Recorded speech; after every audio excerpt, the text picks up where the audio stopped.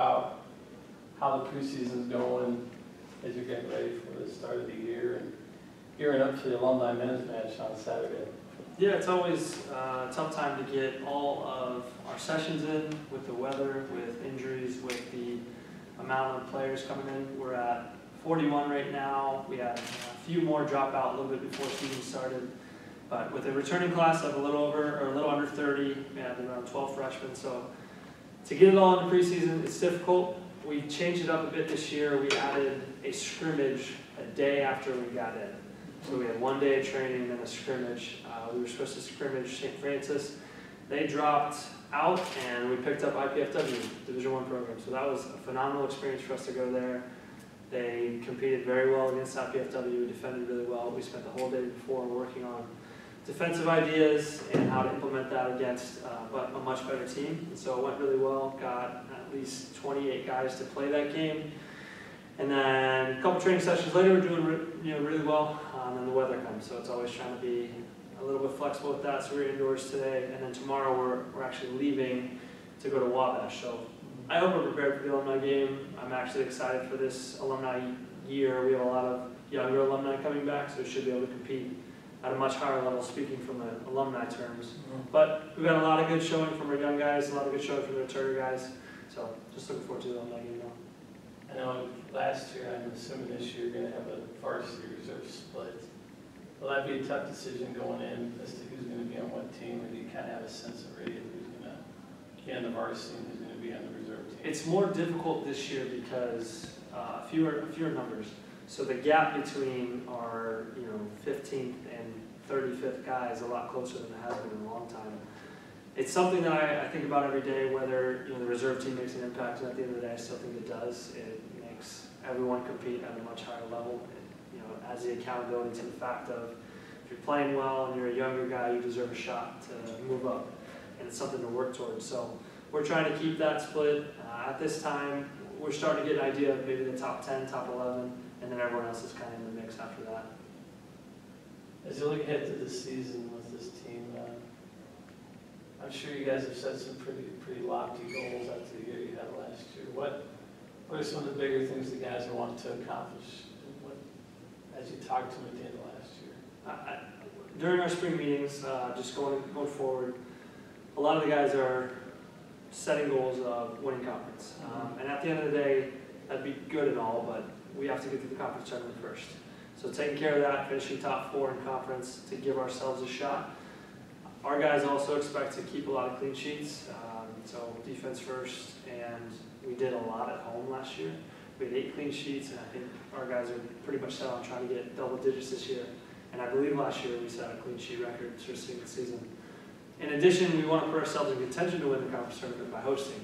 So I don't know when the last time, if ever, we hosted a conference tournament match, but that's something we're looking forward to.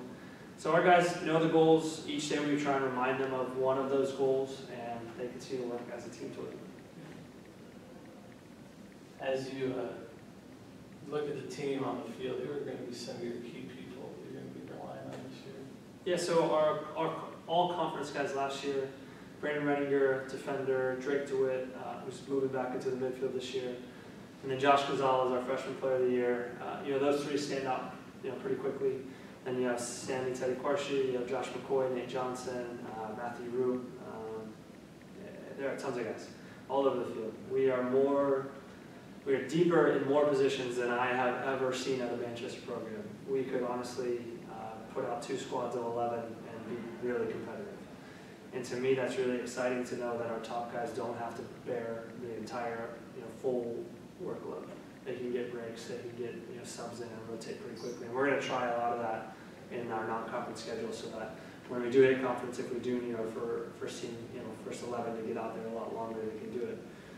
But other than that, we got a couple freshmen I'm really excited about. We'll be trying to jump their way in the starting 11, and it could if they get a bit more fit, a little more excited to play. But also don't want to put too much pressure on them right away. So got a lot of guys we're excited about. Is the goalkeeper situation starting to work itself out, or is it still kind of up in the air? It's still up in the air. The 3 returners are kind of working their way into a little bit more comfort in the net, having none of them ever played really at a competitive level at the college game.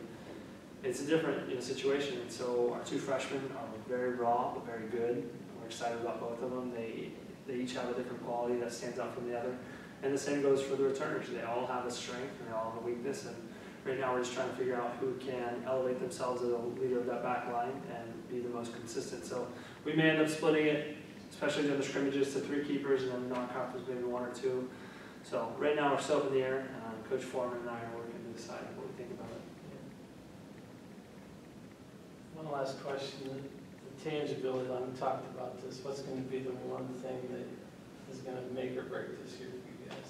We talked, I think when we said, I put communication, the intangible part of just knowing each other really well, and we've spent a lot of time having some forced family fun, some forced team bonding, the exciting part of getting to know each other, and so that way when you're on the field and you and I just make eye contact, we know what we're going to do. Apart from that, our leadership has expanded. We've had a lot of the returning players from last year take on different leadership roles. So our 3 captains of Matthew Roop, Drake DeWitt, and Brandon Renninger have started to allow others to lead with them. And now it's not only, those 3 have the armband, but at the end of the day, we have 10, 15 guys on our team that can step up and be leaders. And that to me is huge. The communication part of that is huge. And some of our sessions in the last few days have been phenomenal because of the intensity and communication. Once you communicate, you pick up your work rate. So they're working, they're talking, and they're leading really well. And at the end of the day, if they can continue to do that, we'll put ourselves in a good situation at really begin.